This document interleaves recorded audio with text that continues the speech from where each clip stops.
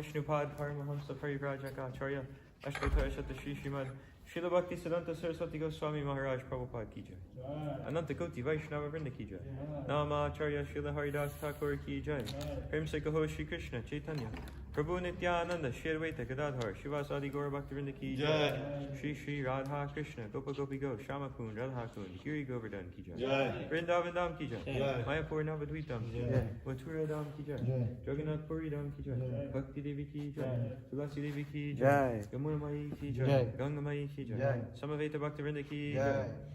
All glories to these simple devotees. Hare Krishna. All glories to these simple devotees. Hare Krishna. All glories to these simple devotees. And Gauranga. All glories to Srila Prabhupada. All glories to Srila Prabhupada.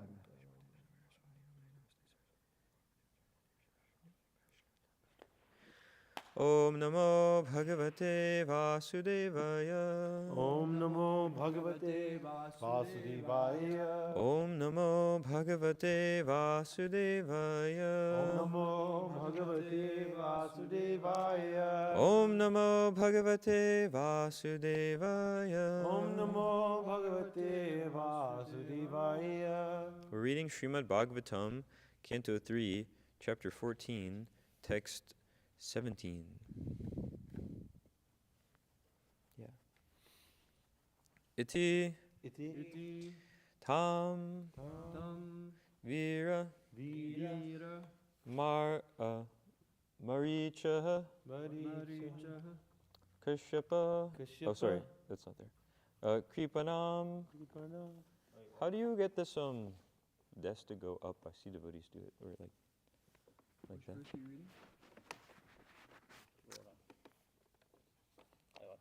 Kripanam.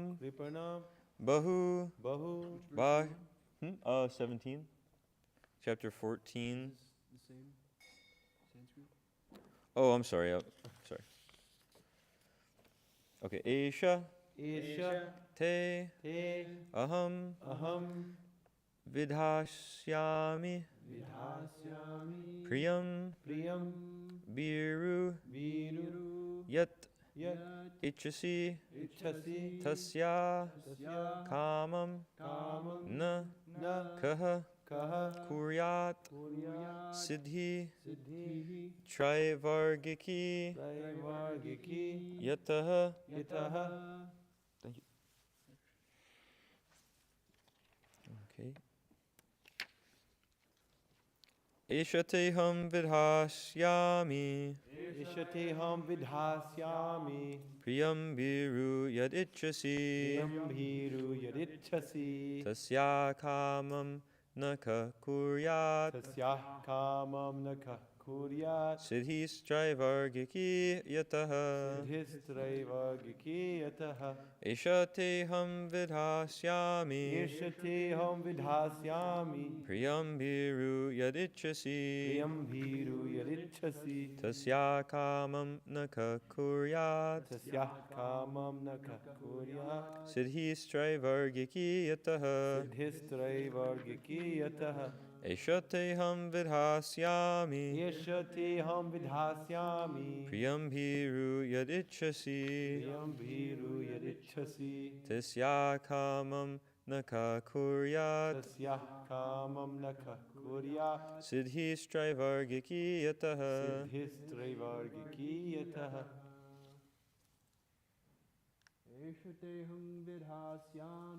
eṣaḥ vidhāsyāmi. Priyam bhīru yadichasi. Tasyāḥ kāmaṁ nakah kuryāt. Siddhis traivargikī yataḥ. Anyone else? eṣaḥ vidhāsyāmi. vidhāsyāmi. Priyam bhīru yadichasi. Tasyāḥ kāmaṁ nakah kuryāt. siddhis traivargikī yataḥ.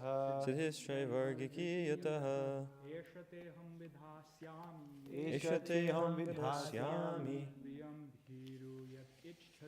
Priyam bhīru yadichasi.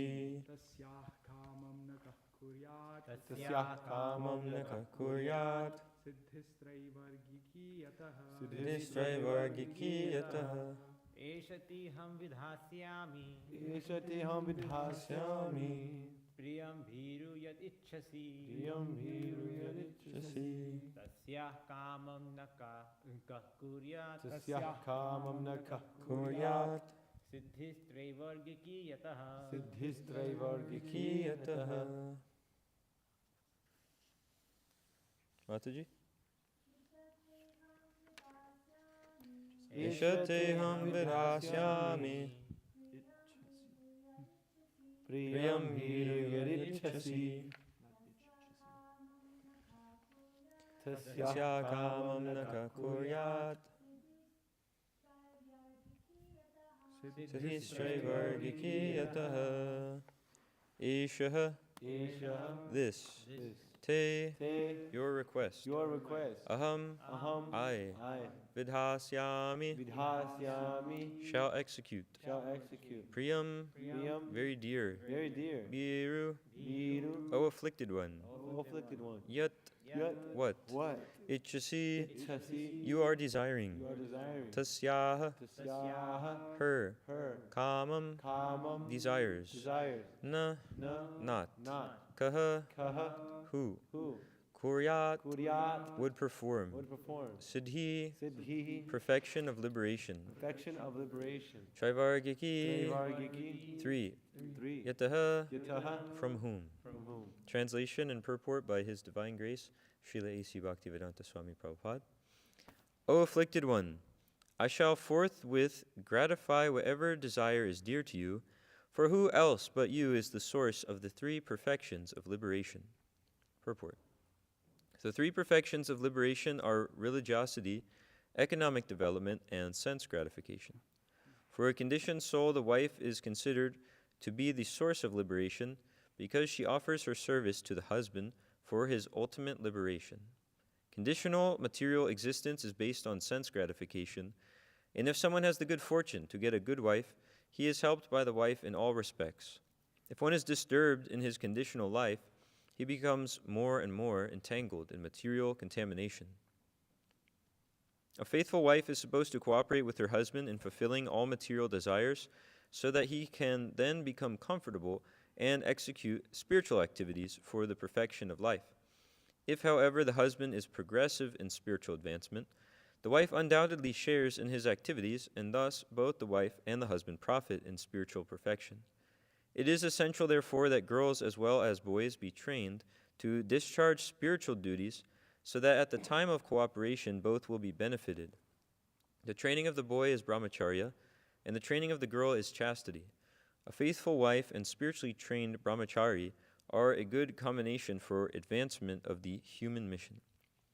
Om Ajnana Timirandasya Jnananjana Shalakaya Chakshurun Militam Yena Tasmai Shri Gurave Namaha Shri Chaitanya Mano Bhishtam Stapitam Yena Bhutale Swayam Rupa Kadahmayam Dadati Swapadantikam Vandeham Shri Guru Shri Yataḥ Padakamalam Shri Gurun Vaishnavamscha Shri Rupam Sagrajatam Sahagana Raghunathan Vitam Tam Sajivam Sadvaitam Savadutam Prijana Sahitam Krishna Chaitanya Devam Shri Radha Krishna Padan Sahagana Lalita Shri Vishakan Vitamscha Hey Krishna Kruna Sindho Dinabandho Jagatpate Gopesha Gopika Kanta Radha Kanta Namostate Tapta Kanchana Gaurangi Radhe Vrindavaneshwari Rishabhanu Sute Devi Pranamami Haripriye Vanchakalpa Trubhyascha Kripa Sindhubhya Evacha Patitanam Pavanebhyo Vaishnavibhyo Namo Namaha Nama Om Vishnu Padaya Krishna Prashnaya Bhutale Srimate Dhanavirga Swami Niti Namine Nama Om Vishnu Padaya Krishna Prashnaya Bhutale Srimate Bhaktivedanta Swami Niti Namine Namaste Saraswati Deve Gauravani Pacharine Nirvishesha Shunyavadi Paschata Desatarine Jai Shri Krishna Chaitanya Prabhu Nityananda Shri Advaita Gadadhara Shivasadi Gaura Bhakta Hare Krishna Krishna Krishna Hare Hare Hare Rama Rama Rama Hare Hare. I was just hearing this morning walk with Srila Prabhupada in the zoo, which is really interesting, rare morning walk. And one of the devotees, maybe Hari Sori Prabhu, was describing that in this one, because they walked past lions and one of them growled into the microphone, And Srila Prabhupada said, don't tease them. So this devotee was explaining that there's a tribe in Africa called the, I've heard it several times, it's kind of famous for being an African tribe, starts with an M. I don't know if anyone knows.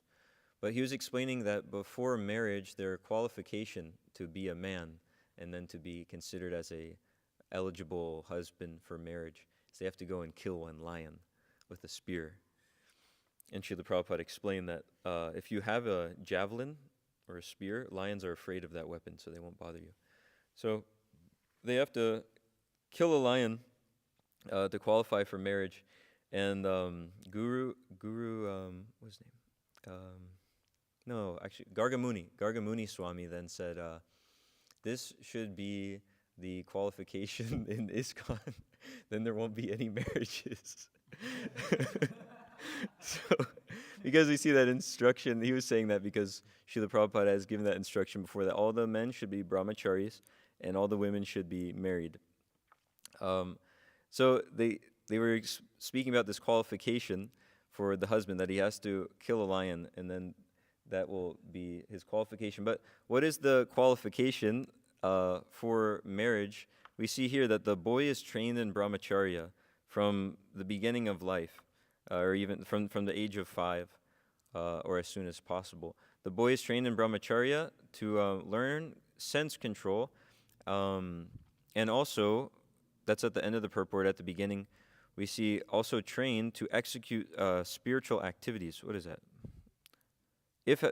He's trained to be progressive in spiritual advancement. So in that way, one can be an actual husband or father. Not that he has to go and kill a lion, but we see in the 5th canto, 5th chapter, verse 18, if you want to pull it up. Let's see if that's right. 18. Guru nasasyat, swajano nasasyat, pita nasasyat, janani nasasyat, daivim natatsyan napatishcha sasyan, namochayedya sumupeta mrityum. That one who cannot deliver his dependents from the path of repeated birth and death should never become a father or a husband and other things, a spiritual master or a mother or a worshipable demigod. So we see that's the qualification, that one should be able to deliver their dependents from the path of birth and death. So they're trained to execute activities in Krishna consciousness, and they're trained to control their senses. The girl is also trained like that. She's trained in chastity. So one doesn't get married to beget children like cats and dogs, as Srila Prabhupada often says. But they're getting married for the purpose of the husband is leading the wife back home, back to Godhead, and the wife is serving the husband nicely so that he, we heard in the purport, can be comfortable in material life and execute spiritual activities for the perfection of life. So also in the Bhagavatam, we see the wife is described as the captain of the fort, or the commander of the fort being the body. This is in, where is that? The Forest of Material Enjoyment section, when we have this whole analogy also of this body being like a fort with all these different gates. So the wife is described as the commander of the fort because she makes sure that the husband doesn't let the fort get smashed through irregulated use of the senses. So if the man is inclined for having the association of women and inclined for some amount of indulgence in sex life, then he gets married and only has sex with the wife for procreation. We all know these things. We read it so many times. And so that way, the wife is the commander of the fort. She's making sure his senses aren't used in a crazy, unregulated way. And also, we see the wife make sure that the man is working properly, executing his spiritual activities and material responsibilities properly. It's like that commander of the fort. And in this morning walk in the zoo, Srila Prabhupada was explaining this, how the qualifications for marriage were like this. And people could just take the advice of their parents, and it was the duty of the parents to get the children married. They find a suitable husband for the girl by the time she reaches puberty. And Srila Prabhupada was saying they can find that there's a suitable husband by seeing that he can be a hard worker. Because they know, okay, this person can work hard, he can be responsible and maintain the family. So like that, it's pretty simple. And then furthermore, if one is married, then he has this feeling of responsibility that, okay, I have this wife, and I also want sense gratification to whatever degree, and both of these things are only possible if I'm responsible and doing my duty, working hard to maintain the family. So this was explained on the morning walk. But, like we hear in this lecture that recently got released by His Holiness Bhakti Vikas Maharaj, that if, it's called More Marriage Advice, that if the wife's family is simply interested in how much money does this guy make, let me see his pay stub, how many degrees does he have, all of these materialistic qualifications, then the person should know from the very beginning that this isn't suitable for progressive advancement in spiritual life. It's simply going to be some mundane, where's the paycheck? What other qualifications were there? Seeing that in traditional society, usually the husband is going to take care of his family, like his elder relatives, parents and everything in their old age. So they'll have them live with them. But the wife's family might put qualifications on the marriage, saying, actually, only if he's not going to have his parents come live with you, because we want to be maintained. So if there's all these material stipulations, then we can see that won't be favorable for spiritual life at all. So for more details on that, there's the recent lecture there. And then we also hear how women are meant to be protected, as we've heard many times. But in this crazy demoniac society, there's no protection. That was the comment that Srila Prabhupada was making after this joke about they should have this lion, go kill a lion qualification. Then Srila Prabhupada just started talking about how crazy the demoniac society is, that he sees often there's a woman who's helpless, she has no children to look after her, and also no husband to protect her, and like this. So then on this plea of equal rights, this whole idea that's started by the men, that yes, you have equal rights, that way, just like the men are living independently, sometimes without any sort of protector, you also live without any protector. And then Srila Prabhupada was explaining the situation, that they're helpless, they have no sort of protector of any kind, and then the lusty men say, here, come be in this topless, bottomless dancing place like this, because they have to make some money. So without any sort of protection, someone's forced to try to make some money and then taken advantage of. So we see the demoniac society is completely crazy. But in a cultured society, we see this institution of marriage is there so that people can live a sane life, and spiritual values can be passed on generation to generation. So without the implementation of Daivi Varnashram farm communities, then we can see that passing of knowledge and values and culture generation to generation doesn't happen, because children are explained they're like clay. Whatever whatever mold you fit them into, they'll take on those qualities. So, and we saw that actually recently. We stayed at this house with these crazy kids. They were nice, but they were pretty crazy. And whatever we did, they would just immediately start imitating it. So if I was chanting japa like spaced out, then immediately they would be like, and I was like, wow, I need to chant better rounds. Yeah, if we make some joke, then they'll keep making that joke and take it too far. So whatever they're around, they'll take on those qualities. So if children are born in a demoniac society, then they'll take on demoniac qualities. We see they're sent to some school. All around the schools now, there's all sorts of posters about transgender, this, sex change operation. Why do they have to learn about sex in elementary school? What is the reason for that? We see it's a demoniac civilization. So we know these things. You can see it all the time outside. If someone's associating with this society out there, then they become crazy. But if there's Daivi Varnashram farm communities, then this culture can be there and be passed on generation to generation. And what was it?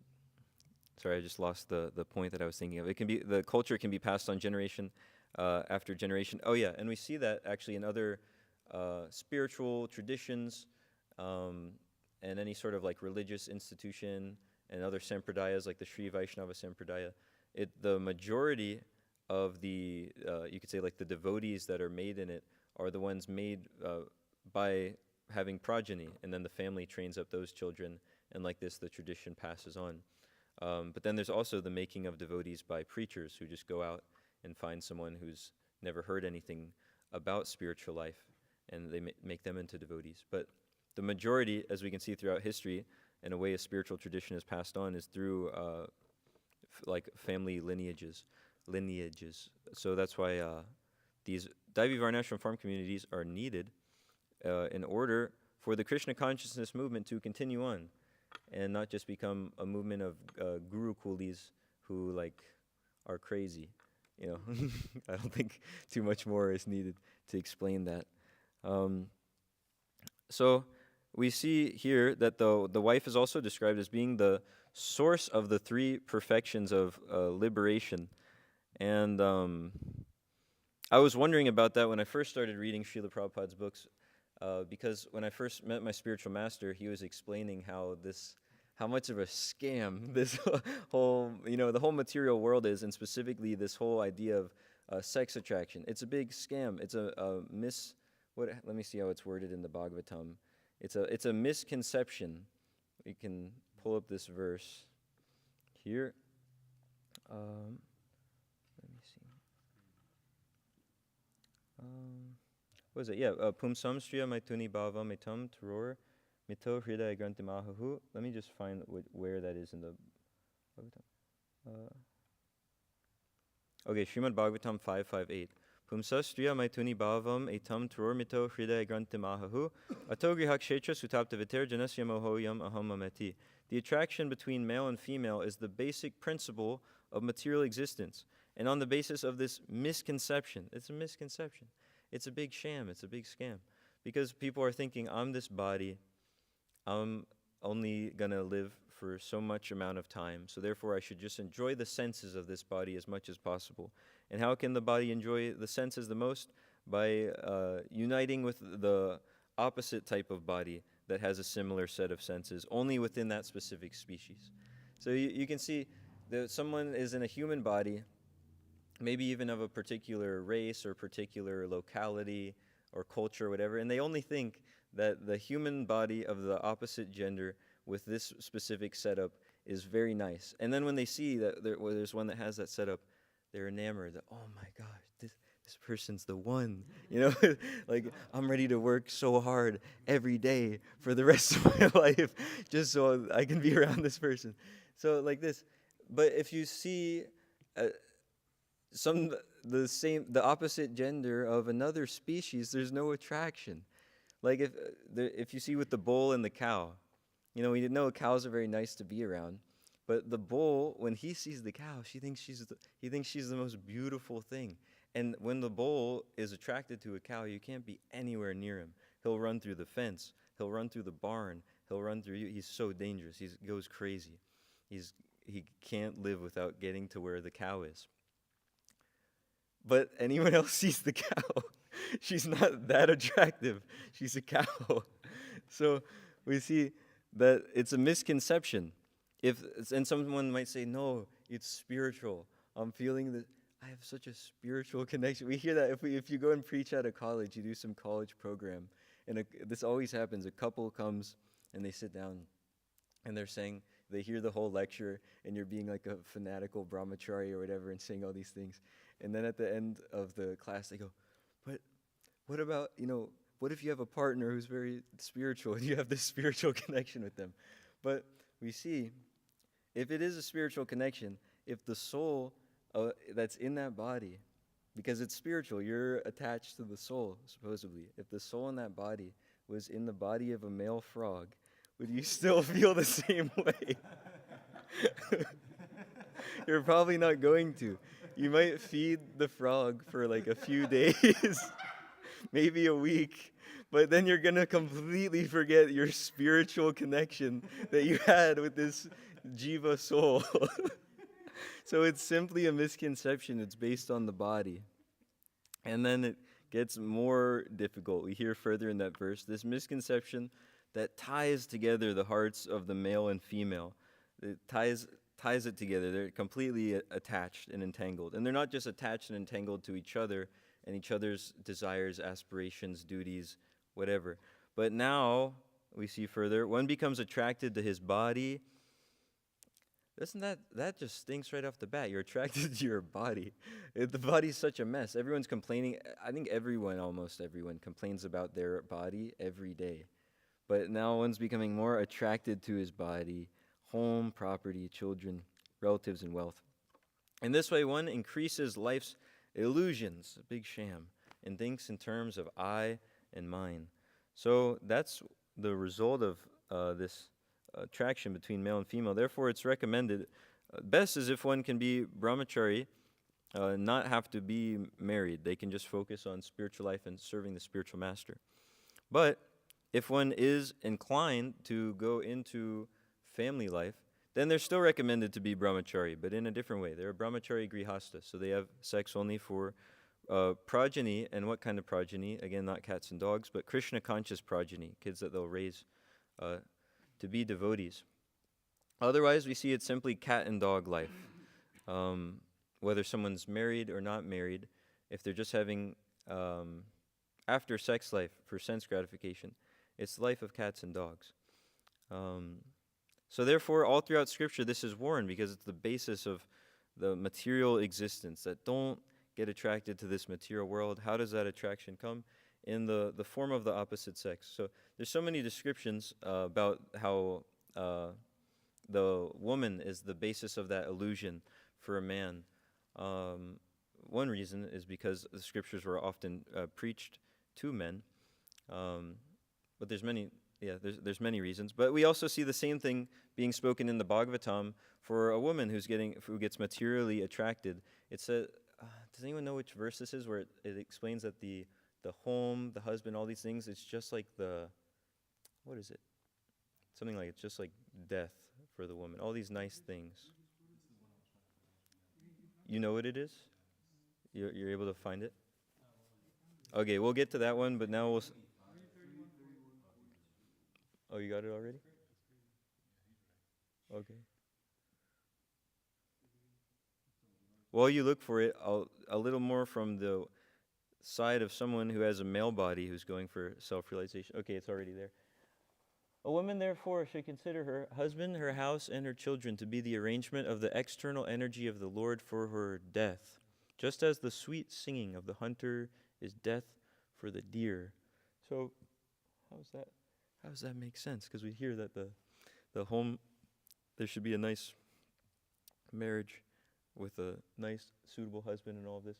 But we see if it's simply based on sense gratification, then the husband, the home, the children, if they're not devotees and the whole thing is not centered on Krishna, then it's simply the arrangement of the external energy of the Lord for that person's death. Just like the sweet singing of a hunter. Because it seems very sweet. The kids, they're blabbering all these weird half-spoken words. The husband might be attractive or in some way. And then, what else? The home is nice and there's the Tesla car. It's sweet singing, but it's just like the singing of the hunter who's calling the deer just to kill it. So like this, any attraction one has to this material world, it's just like the sweet singing of the hunter in whatever form that comes in. As long as we're attached to this material world, we have to take on another material body. That's why it's explained all throughout the Bhagavatam that one should not be so attached to this home, sweet home. Even a brahmacārī might get attached to the little corner of the room that they sleep in. You know, it might be a really comfortable corner. The windows might be open with a good breeze when you sleep and you get fresh air and it's a little quiet in that section of the ashram and it's wow, this is a good corner. But then you can be born as a caterpillar in that corner, as an ant in the corner, as a cockroach in the corner in your next life. So we read a really nice purport in the 11th canto of the Srimad Bhagavatam when we were in Chicago that was explaining that one shouldn't get attached to this home, sweet home.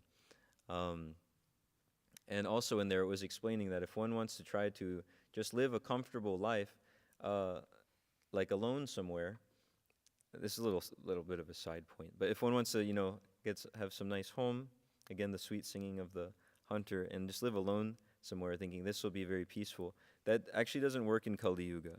the seclusion that's recommended is to be in the association of devotees. And there's always a push for spiritual advancement. But specifically in this purport we were reading, it said in Kali Yuga, if one wants to just be alone, it leads to degradation and insanity. So don't look for a comfortable position in this material world, because it's not comfortable, and that has a certified guarantee from Krishna himself, who explains that it's simply a place of misery wherein repeated birth and death take place. So don't look for comfortable in a place that is miserable, where repeated birth and death take place. But again, in the purport, if one is too disturbed in material existence, then they can't properly perform their duty. So they should be in a position where they can make steady advancement. But for someone who has the opportunity to, be full-time engaged in Krishna's service as a brahmacārī and in the service of the guru, that's a really opportunistic position to be in. So to look for a more comfortable material situation by being more entangled in materialistic activities is not recommended, because then there's so many more entanglements that come once one has to maintain the family, do all of these things. We see in the Srimad Bhagavatam, in Canto 6, Chapter 18, Text 41, this attraction is being spoken of further. Yeah, if one goes into married life, then they might be able to get some more sound footing. If one is very disturbed in their material existence as a brahmacārī, then by getting married to a nice devotee wife, we see here that they might be able to become more materially comfortable for executing spiritual activities. And that's also in the Bhagavatam, in the whole section with Gajendra, that one should be in a position where they're actually strong to engage in spiritual life. We see that with the alligator pulling Gajendra into the water where he's stronger. So Srila Prabhupada explains one should have sound footing, but again and again he explains that it's better actually if one can just give up material life altogether and just be solely engaged in the service of the spiritual master, which some grihastas do, but it's rare because there's so many other duties that come with the grihasta ashram besides directly devotional activities. Like Srila Prabhupada explains, if one's job is, if someone's working their job and they give 50% of the income to spreading Krishna consciousness, then they're fully protected by the instructions of the spiritual master that what they're doing is actually it's spiritual activity. They're protected. But if they're not doing that, he speaks about it very heavily, that, you're not protected. So this, there's that whole thing we can hear, if you want to hear more about this misconception that's often preached about how your job is your devotional service, then you can hear more marriage advice lecture that was recently spoken by Maharaj. But we can see if one is following the orders of the spiritual master strictly, they can give 50% of their income for spreading Krishna consciousness, and then they're engaging in a spiritual activity because they're giving they're giving the majority of the fruits to propagating Krishna consciousness. But if one's not doing that, then they have to take on the karma of the activities they're performing. And you can hear many recordings of Srila Prabhupada where his disciples specifically ask him about this, and he explains it very straightforward. You can be protected by the orders of the spiritual master, or you have to, suffer the reactions or enjoyment of the karma that you're getting. And there's also the example of one disciple of Srila Prabhupada who was here actually, and he explains this example in his memories of Srila Prabhupada, how once Srila Prabhupada came to the temple and they're doing a whole kirtan, there's like an arti going on. Was it Dayananda Prabhu? Are you sure? I don't want to accidentally say the wrong name. Okay. Any other?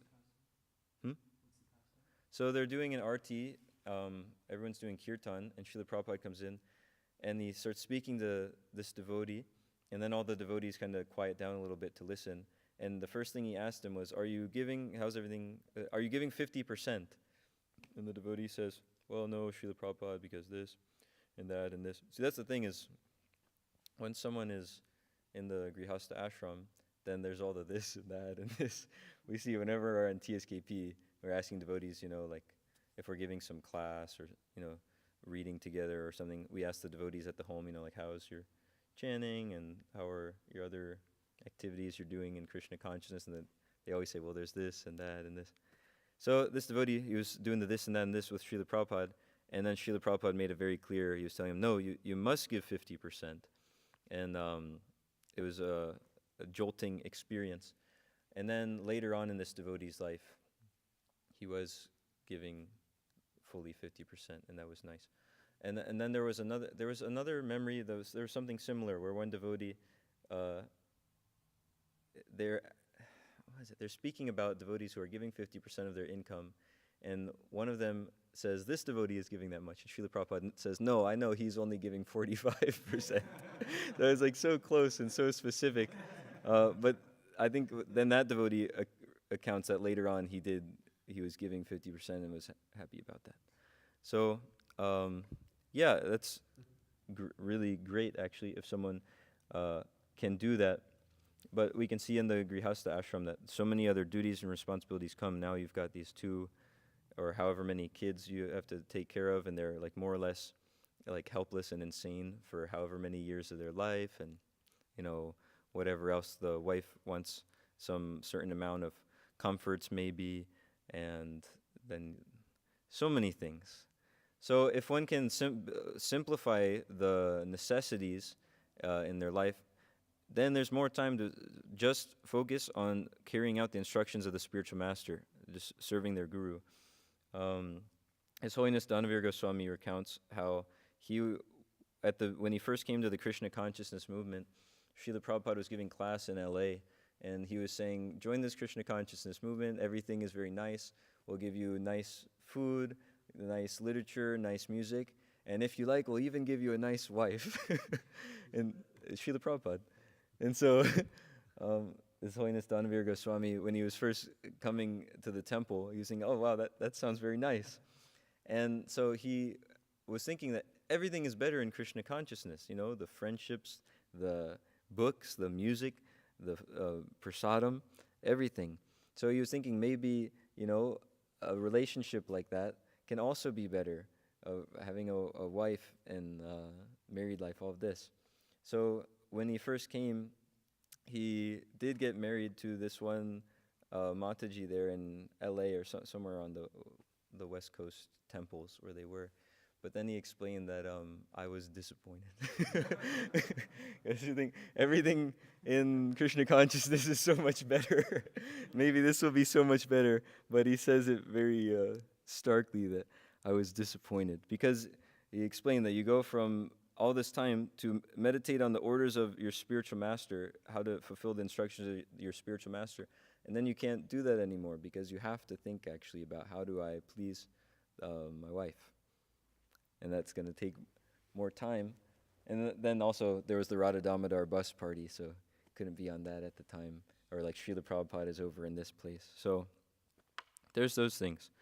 But both of the ashrams are needed and important, and so we're hearing the way that the Grihastha ashram is properly performed here, where both of the devotees are trained properly with brahmacārya, chastity, trained to do spiritual activities. And Srila Prabhupada has so many letters and instructions showing actually how one can be trained to be a proper wife, mother, husband, father, all of these things. But even if it can be done nicely, one shouldn't get too attracted. Srila Prabhupada explains in his books that if one sees their wife is very beautiful, that person, they're already too attracted. They're too attached. We hear in the Bhagavatam that Canto 6, Chapter 18, Text 41, Shrat Padmotsavam Bhaktram Vachascha Shravanamritam Hridayam Shradarabam Strinam Ko Veda Cheshtitam. That A woman's face is as attractive and beautiful as a blossoming lotus flower during autumn.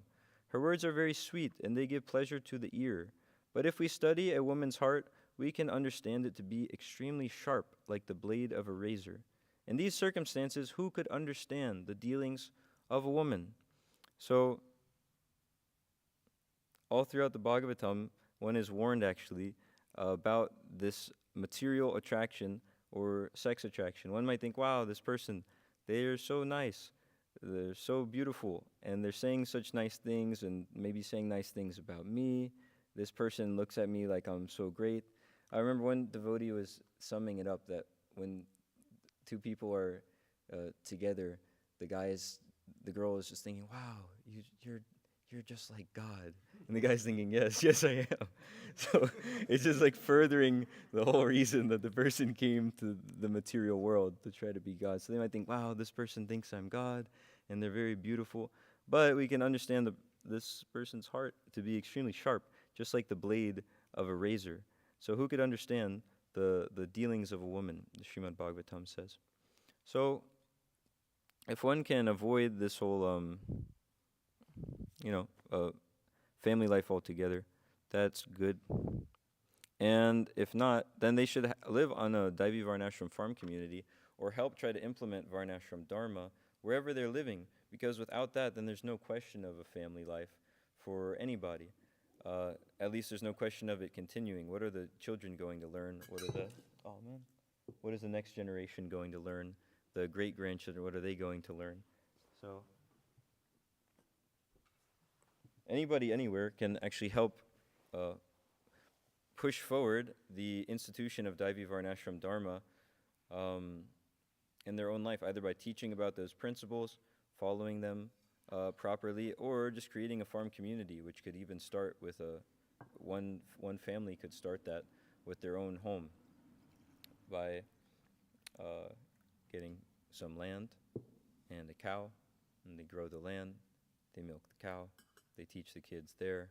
Other devotee families can also have their kids go there to learn like this. And then people see how you can live a Vedic lifestyle and not be dependent on this demonic civilization or soul-killing civilization.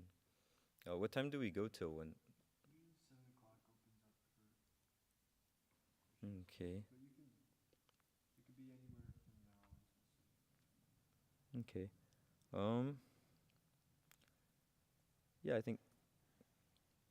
I think that's... Does anyone have any questions or comments?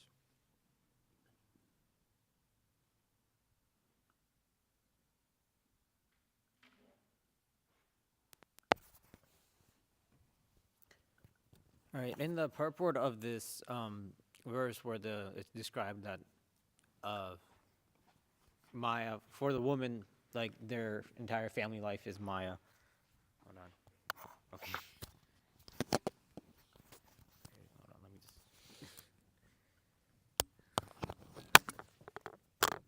Hare Krishna, okay. So in the verse where it's described that for a woman, their husband, their children, and all these other things are their family life is Maya. Prabhupada says in the purport that the woman is more attracted to like the wealth and protection and all the other commodities that the husband gives to her than she is attracted directly to the husband. Like that's what her attraction is towards, and a woman should not be attracted to do things like the attraction be shifted to Krishna. Thank you, that's nice. Do you think that society is more in chaos because of, I'm not even trying to get on to like this old sex, gender debate, whatever, but I've always been curious about this. Society is more degraded because of degraded women, or it's so degraded because of men who are not trained up properly? Because you see in the Purport Prabhupada, it's like when men are trained to be brahmacārī and then women are trained to be faithful, chase wives, then it could be good. But it seems like there's neither.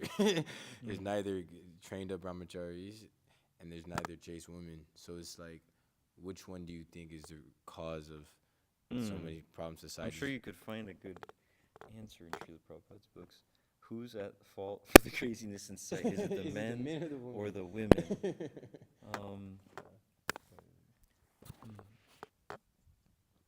Dang, I'm not remembering anything that comes to mind, like a quote or verse or anything that could like illustrate this nicely on who's mainly causing it. But on as far as the solution, we see in the Bhagavad Gita that it starts with the women being protected.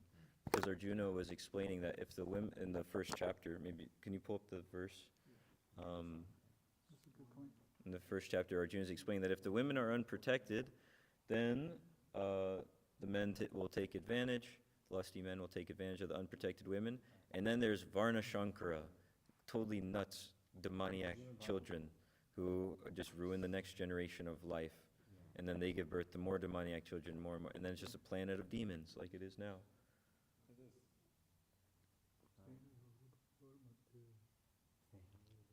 So at least as far as the first step in the solution, if the women are protected, which actually that also means that the men have to be trained up. Women can be taught in the principles of chastity, how to be how to serve the husband nicely, how to be a good mother and take care of the children, all sorts of, household duties so that the family is a family and stays together nicely. And the men can be trained up as brahmanas, and then those men can actually give proper shelter. When irreligion is prominent in the family, O Krishna, the women of the family become polluted, and from the degradation of womanhood, O descendant of Vrishni, comes unwanted progeny. Can you go to the purport a little bit? Good population in human society is the basic principle for peace, prosperity, and spiritual progress in life. The Varnashram religion's principles were so designed that the good population would prevail in society for the general spiritual progress of state and community. Such population depends on the chastity and faithfulness of its womanhood. So that's what it depends on. There you go. Yeah, it depends on the chastity and faithfulness of its womanhood. If a woman is chaste to her husband, then she's protected. She can't be exploited by outside attackers. And wait, you're scrolling down more. And if they're faithful to the husband too, then they're still in the home to raise the children. But if they're not there, then the children don't have a mother. But then also, you're saying if the man goes away, but then they don't have a father there to raise them. So both should be there. The men should be trained to be a perfect servant of his spiritual master in Krishna, and the women should be trained to be 100 times servant of the husband. And like this, then they're both making advancement in Krishna consciousness. But we can see there, that's the answer to your question in the purport. It's actually Can you go back to it? Just changed. Yeah.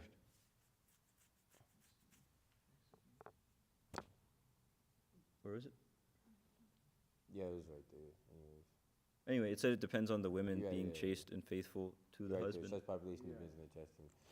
Mahotra was making this point in his class how in Kali Yuga he was saying the best Kali Yuga is the best yuga, and then the best gender is women, and he was saying that because women naturally are like we were talking about that too, how they naturally will agree to some type of like superior opinion or whatever.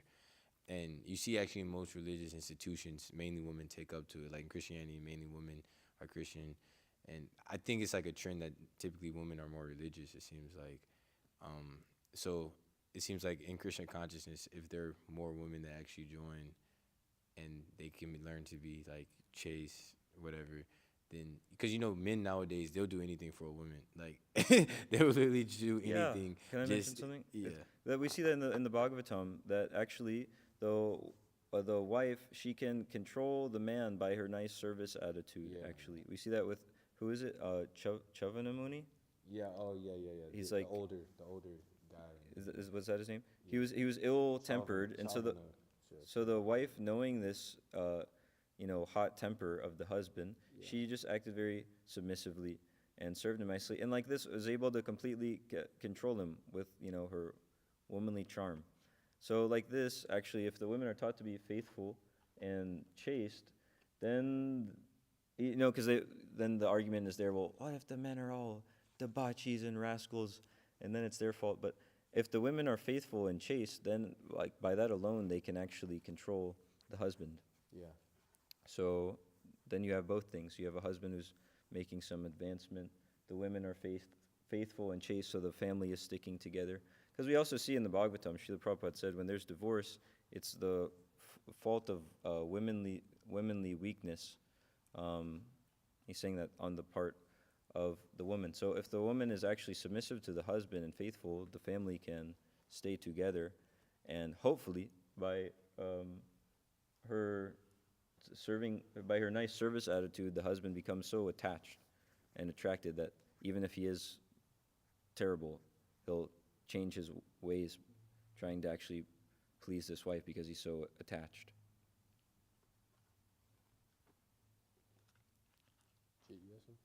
Jitagrish Prabhu? Yeah, so Srila Prabhupada's saying, again, such population depends on the chastity and faithfulness of its womanhood. So yeah, good population is dependent on the character of the women. But another point is that the verse says, when irreligion is prominent in the family, the women of the family become polluted. So it's saying that cause of the woman becoming polluted is due to irreligion being prominent in the family. And that was Arjuna's argument, is that, he doesn't want to fight the war because he's seeing it as irreligious, and that would be a cause for degradation of women, which would cause downfall of society. So anyways, another, not to say your point's not valid, but another point is that both things are needed. Yeah. Like we're hearing in the purport in the verse today, the men have to be trained in brahmacārya, otherwise they can't protect the women. If their senses aren't controlled, then there's no chance of them protecting anybody. They can't protect themselves. So the boy has to be trained in brahmacārya, and then the girl has to be trained in chastity. And then there can be actual families, but without that, it's a big mess. So they both have to be trained up. I mean, in one sense also, it's Kali Yuga, so this kind of thing is inevitable. So Both have to control Yeah. their senses, but one thing is, if the wife can control her senses and be a chaste wife, she can also control the man because he becomes very attached to the wife if she's got this submissive attitude and she's a chaste wife. yeah, we could say like man or woman is like the indirect cause of downfall of civilization, but we understand that everything is ultimately controlled by Krishna, and it is Kali Yuga, so this kind of thing is inevitable. Would you say that's a proper explanation? That ultimately, it's Krishna's design that things get degraded like this? Yeah. It's kind of Yes, just the that's nature how of it's the set up. material Kali world. Yuga is designed to be more degraded. Yeah. That's there also. Ultimate. Kind of side point. Anything else from the men? Yeah, as mentioned in the 12th canto. That's in that lecture that Bhadrivas Maharaj was giving about my advice on marriage. I forget the title name, but he's talking about in Kali Yuga, men and women are attracted based on on just living together, and somebody's attractive just by their potency and having sex, right? Mm-hmm. Yeah. One's known as expert. If a colleague of one can maintain a family, they're known as expert. Like, wow, like what a great soul. He has 2 kids and a wife, and he's maintaining them. Like, wow, what an amazing person, which is pretty crazy, So but it could be for good preaching too. Like if there's lots of good grahasas on this farm, then they'll see that, the devotee's like, wow, Yeah. it's really These amazing. people are so expert. These people are They can expert. maintain families. Yeah, it's true. Even maintaining a family.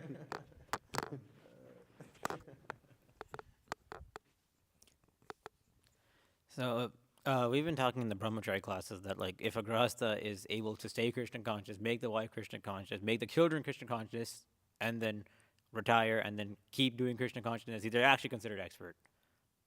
And they're considered higher than the brahmacharis and even some sannyasis as well. We were talking about this in the brahmacārī class. Yeah. These are glorious souls. Anything else? Mataji, any comment or question?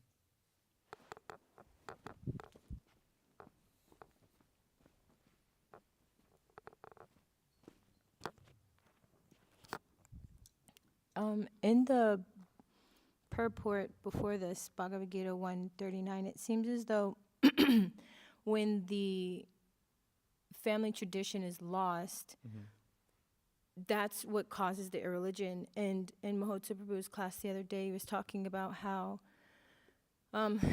essentially I'll paraphrase, but basically the women get failed when they're not raised with culture to actually become chaste. So it seems like as the traditions of family of training the women to be chaste and allowing the men to be brahmacārī and celibate, that actually causes the progression of the women to create another family that's less religious and completely unchaste to society, and creating the perpetuation of the broken families. Because in one sense, I guess the women we're quite naive, and we're like seen it. The Bhagavatam describes us as like children. So it's like if there's no training, then there can't be any execution of it. Except for with Prabhupada's mercy, now we have the availability. My family didn't train me to be chaste, but by Prabhupada's mercy and my Guru Maharaj's mercy, I have that opportunity now. But it seems like even though it's the family causing it, the women, we're the perpetuation of it, because we're the one that bring life into this world and supposed to hold it together and make sure that the men also hold it together. So if we hold our sexual energy, then the men don't get distracted. But there's this one verse in the Bhagavatam, and I haven't found it in a really long time, but it talks about how the sanctity of marriage actually allows the women to purify their concentrated self-centeredness. And I don't know if you know where that verse is, but it's a really good verse, because what's happening now in society is the women are unchaste and they're actually really selfish. So they don't care what they're wearing and that they're distracting. Even devotee women, I was in Mayapur and they're like, why do we have to control ourselves? Because we're trying to do and dress for the Lord or dance for the Lord. Like, why do we have to not be in front of the deities and dance? And it's just like, it's a form of self-centeredness to not think of everyone as Krishna's property, and to maintain our natures so that the other one doesn't get distracted. Yeah, those are nice points. If there's no teaching of sense control, both ways, the men being taught to be brahmacārī and the girls being taught to be chaste, then there's no hope of spiritual life, or even just a sane material life, because then there won't be any families. The women won't be protected, and then the men, they're not able to protect anybody if they're not trained to control their senses. So yeah, both things have to be there. When we were in Dallas, these devotees were serving us some really ecstatic prasadam, and Mahotsa Prabhu was preaching to them. And this one Mataji there was explaining, she was saying, it's not the women's fault that that so many people are putting emphasis on the women. Why aren't the women chaste? Why aren't this, that? But actually, it's an emergency situation, because there's no men to protect the women. But she made an interesting point where she was saying how women have to be protected, but in a situation, if there aren't qualified men to protect the women, then they take protection from other men in different forms. She was saying, I take, if there's some physical danger to me, then I have to take shelter of whoever the men are at the police force. I'm calling 911. Or, what is it? She's saying, so many different things. She was saying the different conveniences in her home, they're made by some man in China. So like this, she was explaining how she's taking protection of men in different ways. She did have a husband, but he didn't work, and she worked. So I think that's why she was expressing some of this frustration. But she's saying it's an emergency situation, so people shouldn't say it's the women's fault or whatever. But yeah, we see, regardless of whose ever fault it is there, we're seeing in that first verse in the Bhagavad Gita, which is what Mahotsa Prabhu was then discussed with them after she brought up this point, is that if the women are not taught to be chaste, then they won't be protected, and society gets more and more degraded. So it does start with the women being chaste, and then also the men need to be taught brahmacārya. So it's, both go hand in hand. People have to control their senses, or there's no hope. Is there any other comment, question? Yeah, it just reminds me also of this point within that class where you're stating how one shouldn't be a mother, a father, or these different roles unless they can actually liberate the soul. So it's like you find in society these families are just having unwanted progeny, and then these women and these men are being raised in these broken homes. And I remember even when I was in elementary school, it was still a little bit taboo to be a part of a divorced family. And then now it's just a common thing. It's just like, now it becomes the norm that, okay, it's okay to be in a broken home. It's okay to not ever want to have children. There's so many women that don't want to have children now because they're just trying to avoid the whole fiasco of broken marriages. Even like my sisters, they don't want to have kids because they're like, yeah, I don't want to deal with it. But it's just like that actually doesn't solve the problem. It actually perpetuates it and creates this independency, which is masculine, which is unchaste, because then they're just so-called thinking that they're protecting themselves, but actually they ruin society. Yeah, that's a good point. So society is very crazy and needs a lot of help, and we can help by distributing the Srimad Bhagavatam, where everything is there. We go to these BMSE conventions, and so many of the people there are either divorced, in the middle of divorced, or wanting to get divorced. That's just like the main theme at BMSE. They all come and speak about it when they come to the book table. But if they get the Bhagavatam, then they can actually learn how, like at least in this purport, how they can live a peaceful material life, so that they can execute activities for spiritual advancement in whatever type of life they're in. If they're a grihasta, brahmacārī, or even if they're just some crazy Kali Yuga person, how they can get into the association of devotees, live a peaceful material life, and have more time for spiritual advancement. And the way that's properly shown is on these Daivi Varnashram farm communities. So, common eco below. Anyway, that's Ali Krishna Prabhu's line. So, Srimad Bhagavatam ki jai, Srila Prabhupada ki jai. Why don't you go?